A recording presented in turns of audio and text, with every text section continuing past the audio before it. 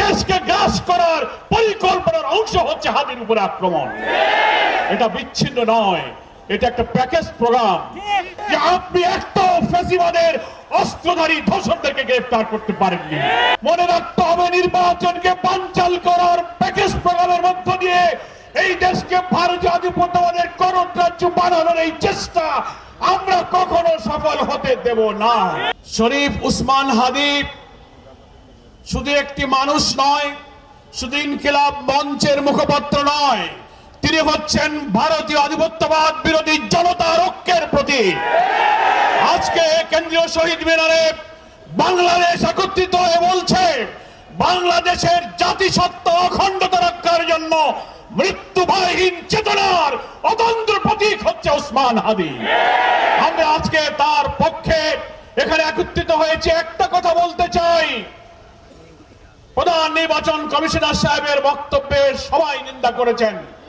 কি করে আপনি বলতে পারলেন এটা বিচ্ছিন্ন ঘটনা? তফসিল ঘোষণার পরের দিন একজন জাতীয় সংসদ সদস্য পদপ্রার্থী বাংলাদেশের মানুষের চেতনার প্রতীককে প্রকাশ্য দুপুরে গুলিবিদ্ধ করা কখনো বিচ্ছিন্ন ঘটনা হতে পারে না। আপনি বাংলাদেশের মানুষের সংস্কৃতি, জাতিসত্তা, মূল্যবোধ সম্পর্কে যদি ন্যূনতম ধারণা থাকে তাহলে বুঝতে হবে বাংলাদেশকে ভারতের কররাজ্য যারা বানাতে চায়, আমাদেরকে যারা সেবাদাস বানাতে চায়, এই দেশকে গ্রাস করার পরিকল্পনার অংশ হচ্ছে হাদির উপরে আক্রমণ। এটা বিচ্ছিন্ন নয়, এটা একটা প্যাকেজ প্রোগ্রাম। নতুন রিন গভীর থেকে পরিষ্কার করে কাপড়কে রাখে নতুনের মতো উজ্জ্বল। নতুন রিন অ্যাডভান্সড পাউডার। আমি বিস্মিত। আমি স্বরাষ্ট্রমন্ত্রীকে আজকে বলেছি, গতকালকে বলেছি, ডিজিএফআই, ডিবি, এসবি, এনএসআই হাজার হাজার কোটি টাকার বেতন দিয়ে, রাজস্ব ট্যাক্স খাজনার পয়সায় বেতন নিয়ে স্বাধীনতার 54 বছরে আপনারা মানুষের জাতিসত্তার জনগণের নিরাপত্তার জন্য একটি গোয়েন্দা তথ্য দিয়েও সাহায্য করতে পারেননি। তা না হলে তার উপর আক্রমণের 2-3 দিন আগের থেকে সে বলছে আমার জীবনের নিরাপত্তা নেই, আমি নিরাপত্তাহীনতায় ভুগছি, আমি গুলিবিদ্ধ হতে পারি, আমার দুঃখ নেই, আমি গুলিবিদ্ধ হলে তোমরা বিচার করো, আমার ছেলেটাকে তোমরা দেখে রেখো। এত বড় কথা হলো মিডিয়াতে, সোশ্যাল মিডিয়াতে, ইন্টেলিজেন্স সবাই জানার পরেও তার নিরাপত্তায় গোয়েন্দা সংস্থা কি ব্যবস্থা গ্রহণ করেছে? এই যে ইন্টেলিজেন্স ফেলিওরের জন্য সরকারকে জবাব দিতে হবে। আমি এই কথা বলে শেষ করতে চাই, মাননীয় প্রধান উপদেষ্টা, আপনার দায়িত্ব নেওয়ার পর যতগুলো হত্যাকাণ্ড ঘটলো জুলাই এবং ফ্যাসিবাদ বিরোধী আন্দোলনের সাথে আমরা যা ছিলাম তাদের উপর আক্রমণ হলো, আপনি বারবার জাতীয় ঐক্য অটুট রাখতে বলেছেন, জুলাইয়ের চেতনাকে ধরে রাখতে বলেছেন।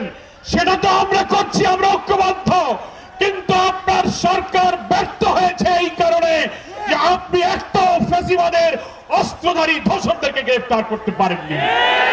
আমরা আজকে দাবি জানাতে চাই, রাজধানী ঢাকা থেকে বাংলাদেশের গ্রামে গঞ্জে, শহরে, নগরে, বন্দরে, প্রত্যেকটি থানায় আপনার পুলিশ অফিসাররা জানে সশস্ত্র অস্ত্রধারী কারা, তাদের তালিকা থানায় আছে, অবিলম্বে তাদেরকে গ্রেফতার করুন।